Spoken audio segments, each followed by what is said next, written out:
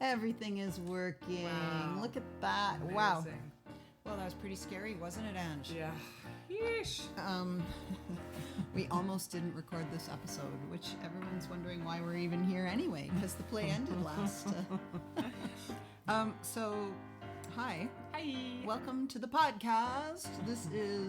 It used to be So This Is Love. How do you do, love? But So This Is Love was the first 7 episodes, and I'm already off sort of on the tangent. I just wanted to say welcome to the podcast. How do you do, love? With Mag and Ange. I am Mag, also known as Margaret Dahlberg, and I'm with my friend Angela, known as Ange to you. Yes. And a few other people. Maybe a few Not other that many people call me Ange. No. But I like it. Excellent. Well, very few people call me Mag. Almost, actually, I don't know if anybody calls me Mag. Mags, yes. Yeah. There's a few that call me singular. Mags. I want people to call me Anges. Anges. Anges, with Anges. Megs and Anges. I'm trying to understand the joke. Because I'm Mags, like there's an S at Mags. the end of the... Oh, Anges. Yeah, because Mags is a cute name. Hey, Yeah. Mags. Yeah. How's it going, Mags? But Anges... Yeah. I don't know how much of this is going to stay. I want you to keep the Anges in there. Yeah, the joke that flopped. Yeah, I think it only flopped Let's for you. keep the joke that flopped in there. The one you had to explain to me. It did not flop. I flopped. I flopped the joke. So why are we here is a really good question.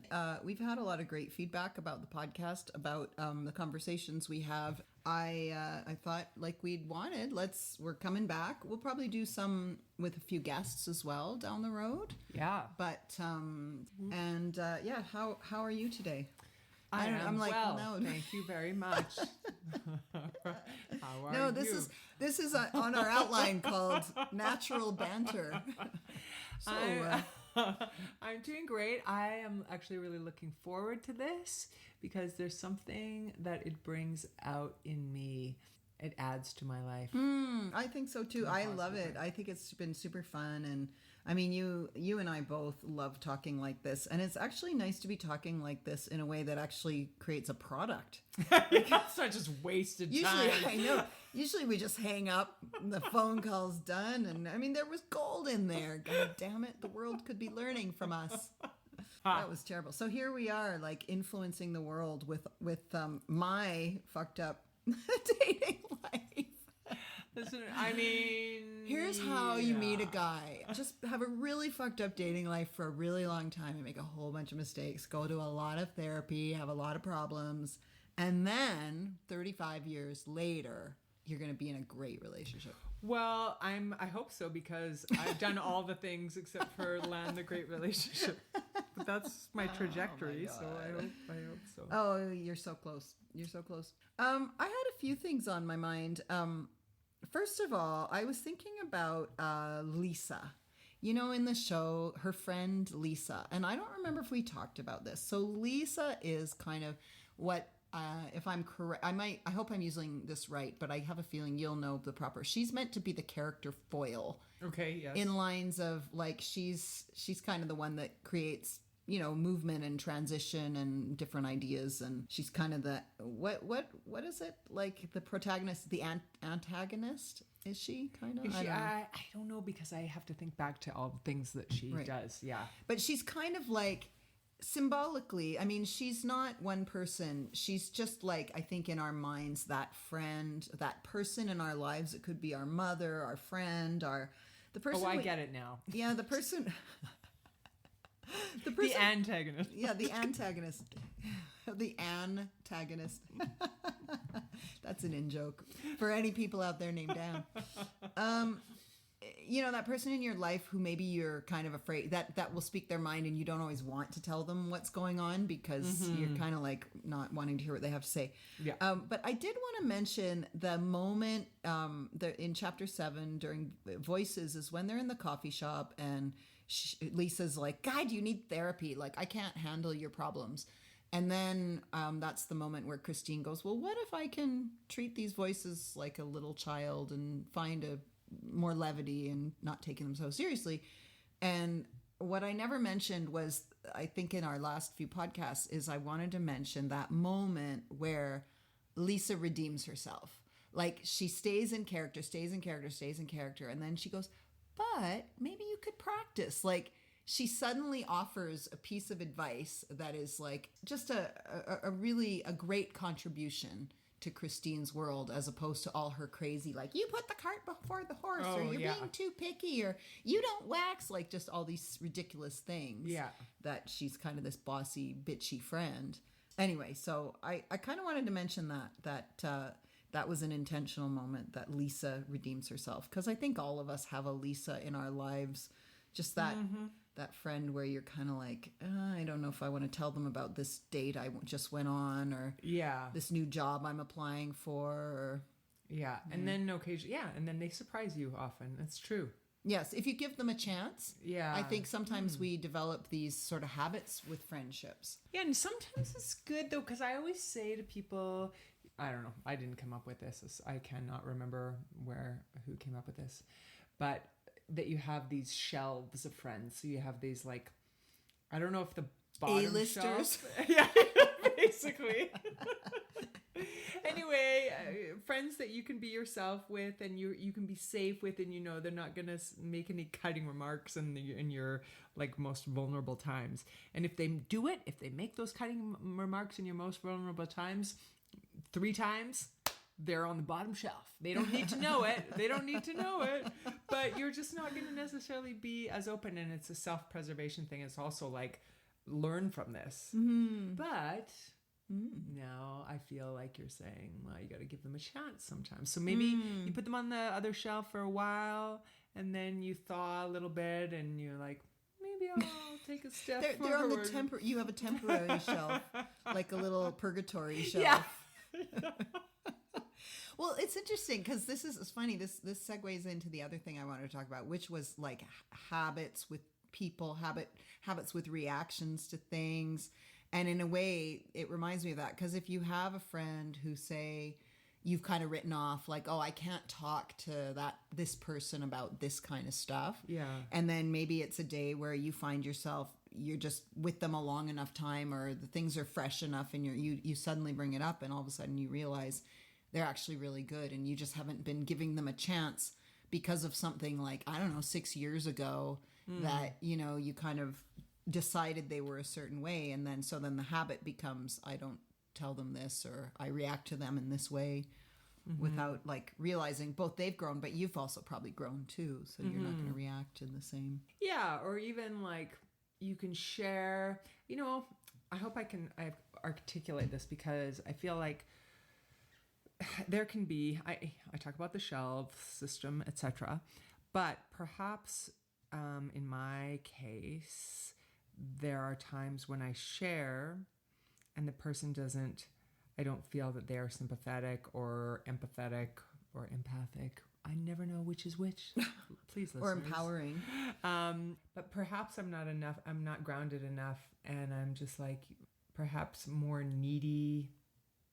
No, I don't know. I think I'm sorry. I actually think I do stick by the shelf thing. And I think that if a friend is on the lower shelf or the purgatory shelf or whatever, and the relationship means a lot to me, then I'll talk to that person and see if we can work something out. But sometimes people don't want to have to go through that kind of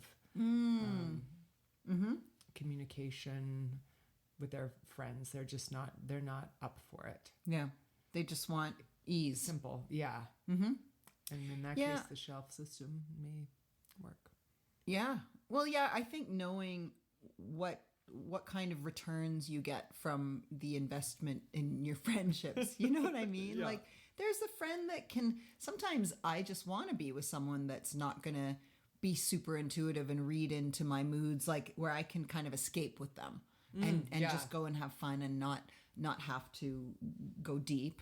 Yeah, sure. I mean, funny, not as much as I used to. I don't feel like I have as many friendships like that anymore, but and recognizing the value of all the shelves. I think that was the one. I keep laughing at the shelf, but I think they all hold such great value, you know, And the habit thing I was thinking about, because, this texting thing that we talked about in the first episode comes up a lot. Like, and I think about it a lot because, the old thumbs up and what you said about thumbs upping, and then whether they text back or not. And in my current relationship, I have become aware of the difference between my genuine reaction to, I guess I'll use texting because I started with texting. Let's say I don't hear back. So there's my genuine reaction to not hearing back from a text from the guy in my life versus the habit. Oh, well, for this much years, if he doesn't text me back in some this or that way, I go to this habit reaction, right? Right. And trying to learn and understand the difference between a habit and the present, I guess. Mm-hmm. Well, I feel like you're at this place, and maybe we both are, where you want to not only look at what the person is doing, but your reaction to it, and maybe how your reaction might be feeding into, you didn't say that, but I'm thinking it for myself, how my reaction may feed into the other person's behavior, etc. So kind of looking at the whole thing sort of from a larger or further viewpoint. Yeah. You know what I'm saying? Yeah. Bigger picture. Yeah. Seeing, like, again, it's really comes down to being present, like being present with the moment, with the relationship, what's happening for you, what's happening for them. And may I say, being honest with yourself. I think this is, okay, I feel like this is where I am in my journey, and it's fucking hard because it's not always pretty. Like introspection like this, I think that we can all be like the heroines of our lives, and a lot of people live their lives as the protagonist and everybody else around them does shitty things and they are always in the right. Mm-hmm. I think when you're younger, that's how you are, because that's probably a natural development. And then if you choose to dig deeper, you're going to have to see the ways that you are affecting people and contributing to the difficult things in your relationships. Right? That was not very profound. Showing up. I was thinking showing up. No, I think you put that very well. And I think it's hard because I think we all can have such blinders on, and we can think we're being honest with ourselves, and we do need, that's where sometimes those leases are kind of good. To be like, yeah, no, it's true. I had a Lisa moment the other day. A Lisa moment. I love it. We shall remain nameless, me and but you know who it is.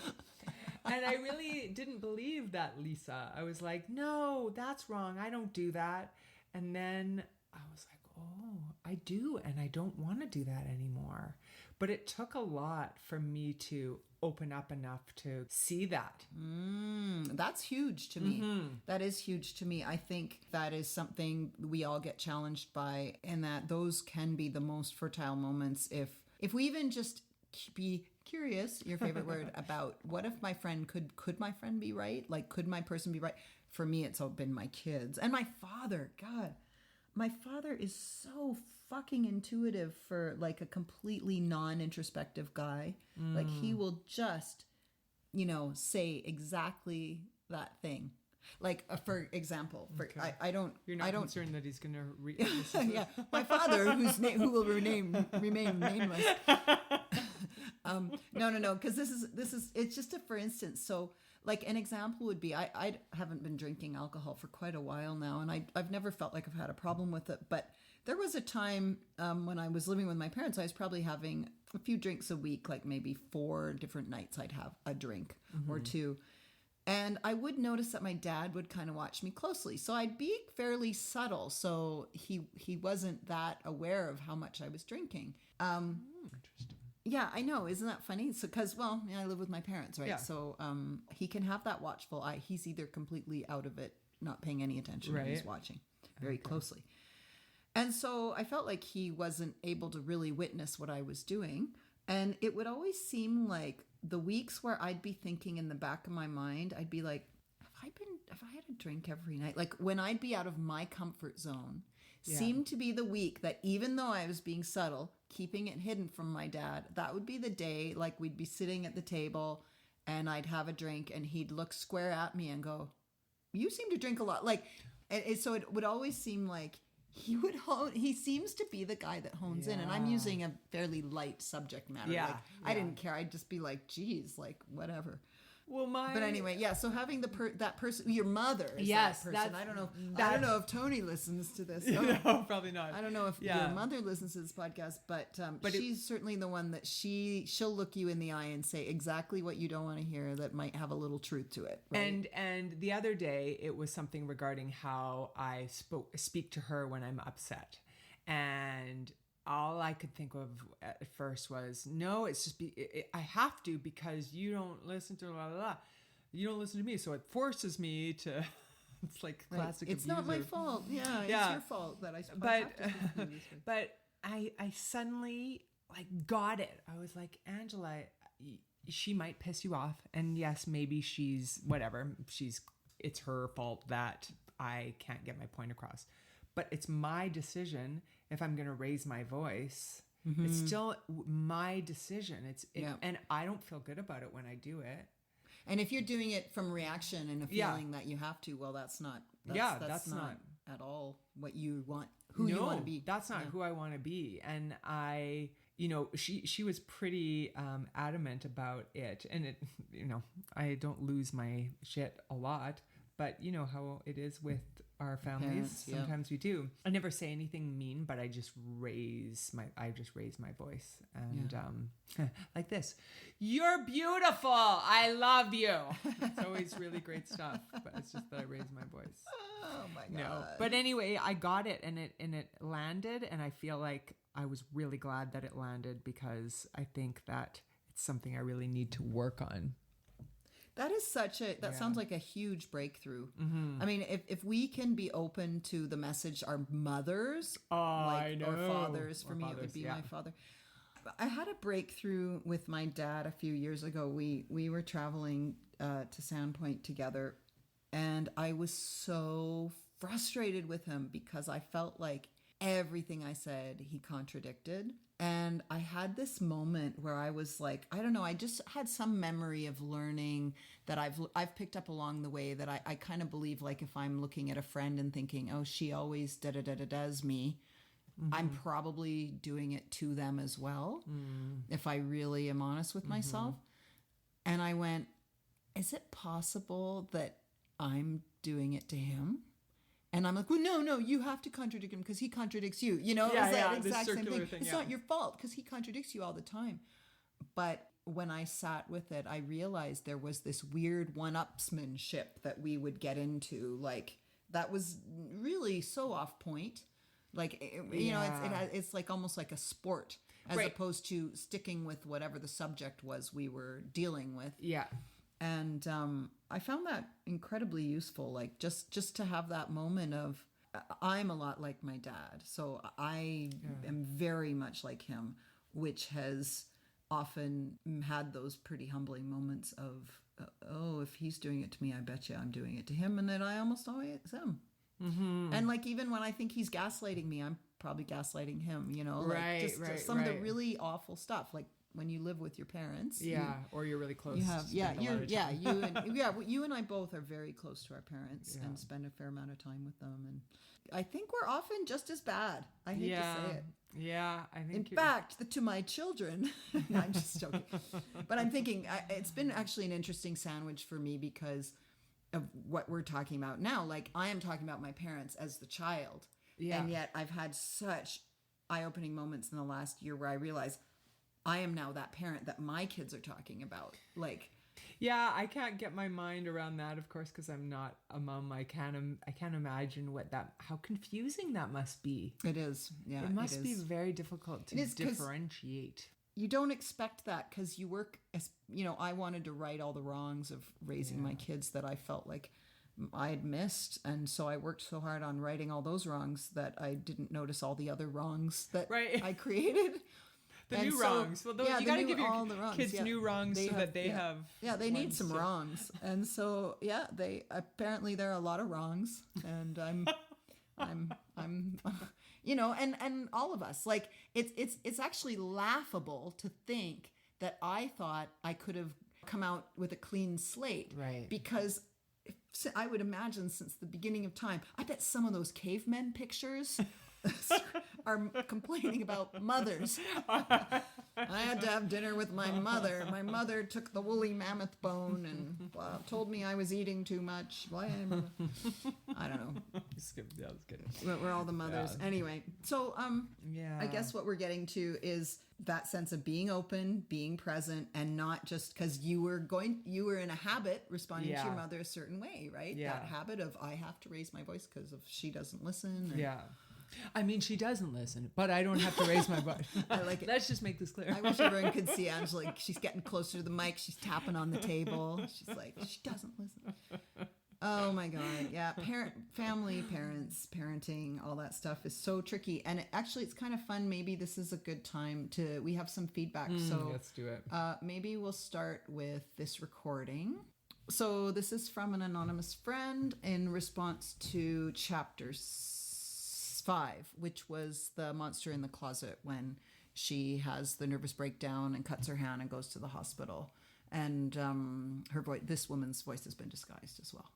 Margaret, I just think you're so brave and awe-inspiring to be sharing your vulnerabilities in such like a public way, and I just thank you so much for your relatability. And same with you. I think all of these conversations are just so important to be having, and I think it's just so cool how love is such a universal message. It's such a universal theme. We all seek it, we all want it, we all crave it, we all desire it, and it can look and feel so incredibly different for each person.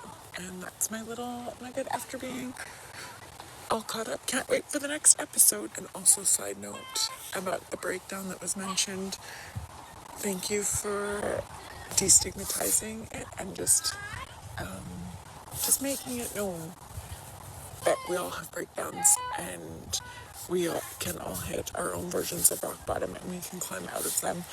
And thank you for the solidarity there. So yeah. Oh, what a beautiful Message, I really yeah. was touched by that. Yeah, I was too. I got a lot of actually people I know. It's actually been interesting for me because obviously I realize that I did share some fairly, that very personal experience of the breakup and cutting my hand, or not, of the staple in my hand, and I've had some strong reactions, and I've had this moment. I'm like, did I overshare? Like, Right, have are they I concerned about you? yeah, are people worried about me now? Like, and I guess for me, it was so long ago, like it was 8 years ago. And it just feels so like nothing. It felt like, and at the time, I guess it wasn't, it was actually a really tough time. And I guess it was probably 4 or 5 months of tough times. But yeah. Well, I don't know. I had this conversation with my mom yesterday on our way back from the ballet, because the ballet was titled Nijinsky. It was all ballets that had been made famous by this Polish ballet dancer Nijinsky, who ended up in an insane asylum for the last 30 years of his life. Anyway, so we were talking about mental health. And I was telling my mom how I like to share sometimes with students who are having difficulties. I've shared, with them some of the difficulties that I have, and they say, "Oh my God, I thought I was the only one." Somebody said that to me the other day. I thought I was the only one, like a 15-year-old girl. And, and she said, yeah, I think it's important. It's just like the way we used to whisper, they have cancer. Or Right. like there's no point in keeping it to yourself and pretending. It doesn't do anybody any good. Right. And destigmatizing, and I like that word, and just normalizing. I do think, nowadays many people are able to go there and kind of share. Often if you're sitting with people that you would never imagine, they'll be like, oh yeah, I've been on antidepressants, or. Yeah. It's funny to think back to, because I had a breakdown that lasted about, I would say, a good solid 8 years. But I, as I've said, the hormones were a part of it, blah, blah, blah. perimenopause, but I had issues before that anyway. But I love it. As You Tony drop might this say. 8-year bomb. You're like for 8 years, but then you're like, bleep, bleep, it was but I mean, looking back, you see it as 8 years. I see it as 8 years of and like kind of hell. but you had students and were functional. To everybody, they thought I was doing okay, but I was not doing okay. But I cannot remember what my point is. Oh, I know what it was. During that time, okay, let's go back to dating. I was dating this guy, and I, have dealt with anxiety my whole life. No, keep going. And I remember feeling like that was a secret, and I needed to meet with him one night. It was early on in our relationship, and I wanted to tell him, I deal with anxiety, and I was so afraid that he was going to be like, no. Arm's length. Yeah, which actually sort of in the end he did. But anyway, but the point is, now I feel I'm empowered by saying, you know what, this happened, and that's part of my life story, and I do experience it still. And owning it. And owning it rather than... Yeah. And just so you know, I hope this doesn't bother you, but sometimes I have some difficulties with anxiety and sleeping. Yeah. I know. And I think it is more empowering, when we, and I suppose that maybe that's what our friend who sent that lovely recording and was really saying. It's like, let's talk about it. Let's make it normal. I do think many of us have had moments like that, maybe not quite as Angela's cat's wandering around making all kinds of noise, which is making it hard for any of us to concentrate. But I have to point this out. Okay, so you know how Angela likes to say she can't tell a story without telling someone's name. So what the listeners couldn't see is she mouthed the name of the guy she was just talking about to me. Like, she couldn't just talk about having dated this guy. She had to mouth his name to me. I'm writing it on a big whiteboard right now. I know. She can't, you just can't be like, I knew this person once. I dated this guy. Oh, look how cute Sal looks on your bag. Oh, yeah. Sal's the kitty's on my bag now. And then, okay, so then how about so now the next chapter was this is more feedback. This is now chapter 6, which was voices, which is where she decides she's going to put her arm around the mean old voices as though they're just a little baby young child, doesn't know what they're saying. They're lashing out to try and to get what they need, really, to get what they think they need in the moment. Okay, so here is feedback number 2. Okay. Our inner voices can be so damn critical until we have the awareness or courage or whatever to change them. And like you said, it takes work, in all caps, work. I know with raising my own littles, I treat them far differently than how I remember, and she put that in quotes, being raised, which is a really good point. One example, instead of locking my kid away when he's having a tantrum, I sit with or near him. I don't say much other than validate my perceived feelings that I think he's feeling from time to time, and we just wait it out. It's loud and deeply uncomfortable, but I sometimes hug my own inner child self, and it helps sometimes. I'm hopefully, so I know, right? I'm hopefully teaching both my kids, as his big sis is usually nearby, that feelings matter. And getting them out is better than keeping them in. Yes, I love that. Yes. Later on, and then she put in quotes, repair, and then in brackets, thanks, Dr. Becky Kennedy, unbracket, and talk about the whys or other coping ideas. I'm now realizing that this is not really about my own inner voice, ha ha ha, but I was taught to shut up or put up unintentionally, and it took decades to reframe this for myself and talk kindly to myself, never mind to remind myself regularly that I matter, and so do my feelings. You know what that reminds me of? A story that's beautiful. Wow. From my childhood, involving my dad. And growing up, I got spanked, but it wasn't very hard. But it was okay. It was tickled. I mean, it was a spank, but usually, and my dad was never angry when he was. My mom would sometimes be like, "Joe, Angela did this. You need to spank her, whatever." Anyway, so I would get spanked, and then my dad was not taught any of this stuff, and then I would be in my room for a bit, and then he would come up 5 minutes later, and he'd sit on the edge of my bed, and he'd say, "Angie, we love you so much, and the reason I had to do this with blah, blah, blah, but I want you to know that we love you. And so he was repairing. And it was like, it sounds messed up, but it was really No, a it's not beautiful, messed up, it was a yeah. beautiful moment because he was able to, I'm sure he felt awful about it doing he it. would have. Yeah, spanking is. Yeah. And then, but then he was able, he had a reason because it took him a long time to, I think, say I love you. Like I'm not even sure if he would said I love you, but it was some loving thing, right? Yeah, But back in yeah. the 70s, you know, you didn't necessarily. But it's almost like it gave him this opportunity to tell me Connect, he cared yeah. about me. Yeah, isn't that interesting? Well, and really, like, we don't need to get into spanking or not spanking, Yeah. but in the 70s, it was a lot more normal. yeah. And because it was so normal, it was often simply a quick correction. Yeah. And it was, it teaches consequence, right? Yeah. In this particular case. So again, I don't want to get into a debate on spanking versus no spanking Yeah, to yeah. my listeners, because I'm not going to say I advocate or don't advocate for it. Yeah. But in that case, there was a consequence. I mean, I just Yeah. love your mom's like, Angela did this thing, you better spank her. So, you know, which is different than raising a hand in anger. Those are two different things. Yeah. It's saying there's something happened, that is the consequences of spanking. So then you had experienced the consequence, Yeah. but then the repair was done, which I think is, Yeah. I mean, and we talk about that a lot, teaching repair, learning, and knowing how to repair with our kids. And it's not easy. It's not easy to know exactly how and what to say, because it's really hard not to, go, well, I'm sorry, Mom shouldn't have raised your voice like that, but you were really being a little shit at the time. Right. Yeah.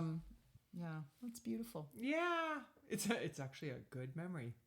Hey, Yeah. well, your dad's both your parents, special people, Yeah. made a great combination of a wonderful gal. Angie. Thanks. Yeah, so I mean, that's those were the things on my mind.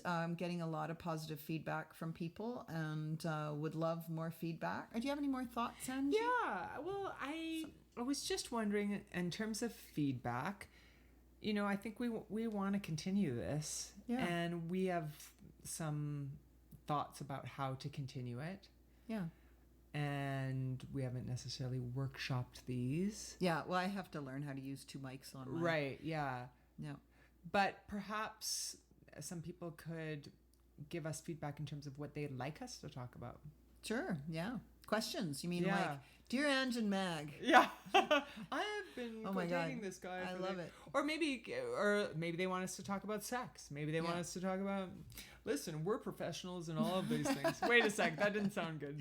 We are professional musicians who, I love that idea. Yeah. Questions, particularly about dating, I think would be good. Yeah, well, maybe- anything I've got love, an idea. Or relationships. ideas for Ange. Ange is, she's I'm getting at the single. ready. And what would you do nowadays, listeners? How would you meet someone if you were going to Yeah. meet someone? Does anybody have a nice brother they want? No. Between the ages of 44 and 59, maybe Yeah. 60, 61. Mm-hmm. Has to be a young 61. And don't ask the guy. Every guy thinks he's a young whatever age he is. I can tell you that. Oh, I remember. I was gonna. Oh yeah. So I have a dating story before we hang up. Okay. Yeah. We're like literally not. We're sitting here at a microphone and a computer. I was thinking about this morning. I was on a walk and I was thinking this would be a fun story to share on the podcast. I had met this guy online, and again, this was during the more fun, lighter stage of dating. And I've been thinking about it a lot because I am right now reading, it's kind of like Therapy Candy, the Mel Robbins Yeah. book, Let Them. And I've gotten some good things out of it, but there's a couple of chapters on dating, which has been kind of fun and interesting to read because a lot of her advice is stuff I'd kind of concluded through my online dating. And one of it is date to learn what you don't want. I like that. Don't search for Mr. Right. Yeah. Search for the things like what attributes that work, what don't. Really take it as exploring and have fun with it. Yeah.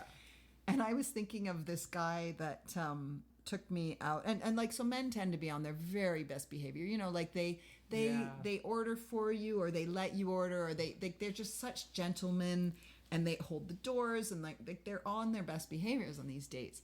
And so this one guy, we had a meet and greet and decided we wanted to see each other a second time. And so he wanted to take me for sushi. And so, we went, he ordered, it was very good food. And you know how sometimes, like, I'm pretty good with the chopsticks, I gotta say, like piano hands, I'm pretty good at coordinating. But do you know that when you just can't get the fucking thing in your hand and it's just like flopping around and you're messing around with it? And I do find that a little bit jarring because, like, I just feel kind of like dumb when I can't make it work. This guy was laughing at me. Like laughing at me, like God. Not like, oh, you, like he didn't make some joke like, oh boy, you need a little help with that, haha.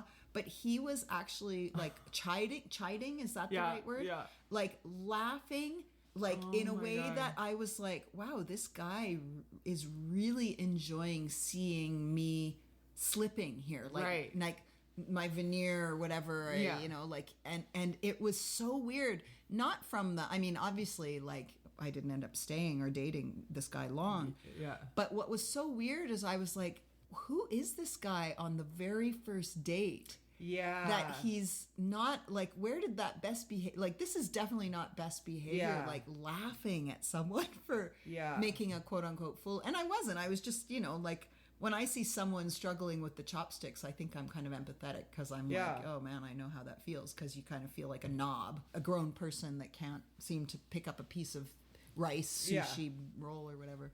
Anyway, so that was a story I thought was, I don't know, was that a good story? I think it's a good story. Yeah. I could picture it. And I did see him one more time. Isn't that so fucking stupid? No, 2 more times, but the... What else did you learn about him? I want to know where we went from there. I got a really, really good meal at my favorite restaurant out of it.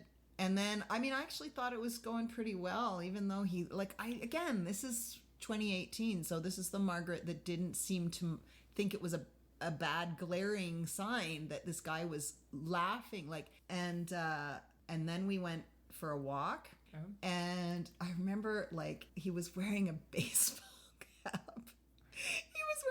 Baseball cap. This is so mean. Like, but I just saw him as I drove up.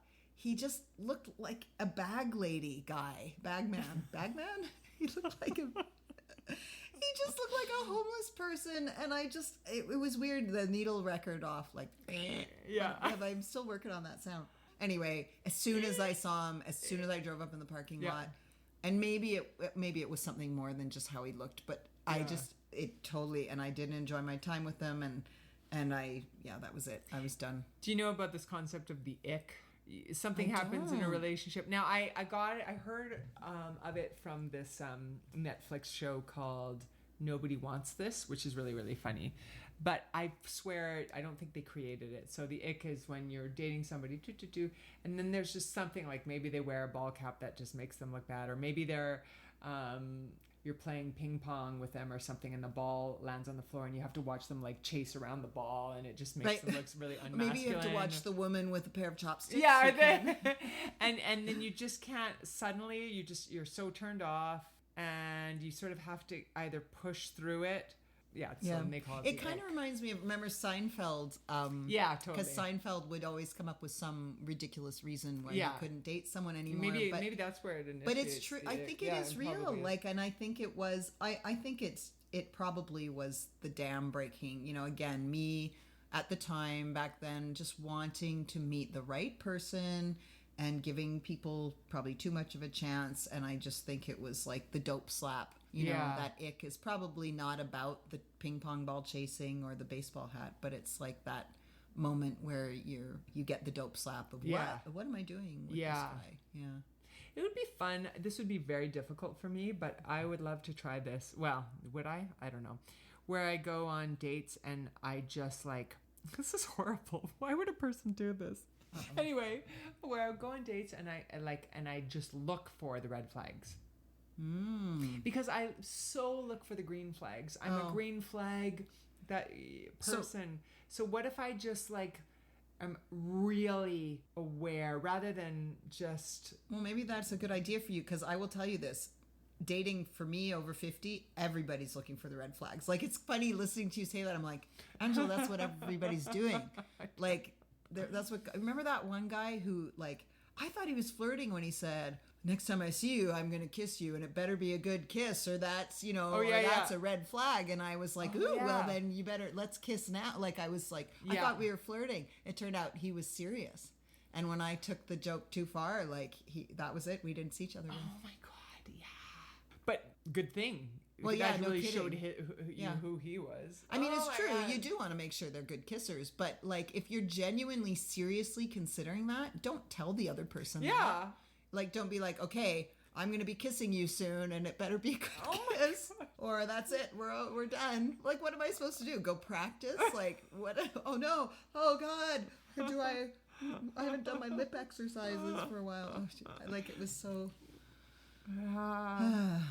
yeah. Oh God, I don't know. I don't know if I'm ready for it.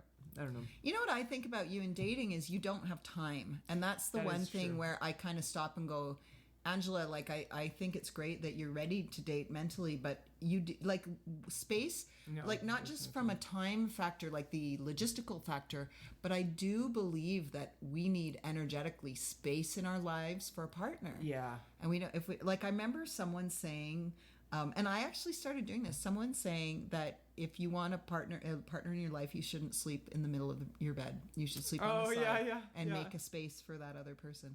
And I remember when I was dating someone like who was on and off again after a relationship. No, after my divorce, I was with a guy. We'd break up, get back together, break up, get back together. And I remember saying to a girlfriend, she was a good friend who could at times be a Lisa, and I was just saying, yeah, I know we're not really well matched, but I'm sure I'll meet someone else, you know, sometime. And I remember her looking at me and saying, if you stay with this guy that you keep breaking up with, she's like, you're not going to meet another person until you have space Right. in your life to meet this Yeah. person. And I think she was right. I actually do agree with that. Yeah. So I mean, maybe we're gearing up for summer 2026. I think so. I think Summer that. of Ange dating. Yeah, I think that I have a lot of projects on the go right now. Don't you wish you could take a sabbatical? I'm going to take a year sabbatical so I could meet Mr. Right. Well, no, I mean, actually, the projects are like fun things, like my new singing lessons with, you know. this Yeah, yeah. Oh, amazing no, I teacher, know. I was or worded, going yeah. to the gym and trying to rehab my body, and those take a lot. Those take actually all Yeah. the extra time, and then spending as much time with my parents as I can. So there's actually no. Yeah, there There's is no no time. space in your life, but the excitement is there. So Yeah. it means you're kind of primed. Yeah. No, I guess, I mean, I do have a lot of funny dating stories. So that's another thing. Share your dating stories if you've got some Yes. fun little stories like that one. Like, did you ever get laughed at while you were wrestling with a piece of tuna and a pair of chopsticks Yeah. on your first date? Cool. Well, Ange, thanks a lot for joining me. Got anything else? No, I Yep. think that's. This feels pretty good, and I am gonna say a couple things. Like, I am releasing the whole show on streaming sites from beginning to end. So if you are interested in listening to So This Is Love from, you know, the beginning of chapter 1 to the end of chapter 7, you can find it on streaming sites. If you look for my name, Margaret Dahlberg, and if you look for So This Is #love, I'll have more details. Maybe I'll put it on the podcast website so people can find it. Yeah. Cool. I'm excited for the future of this. Yeah, me too. All right. Thanks, Angie. Take care. You're welcome. Okay, bye.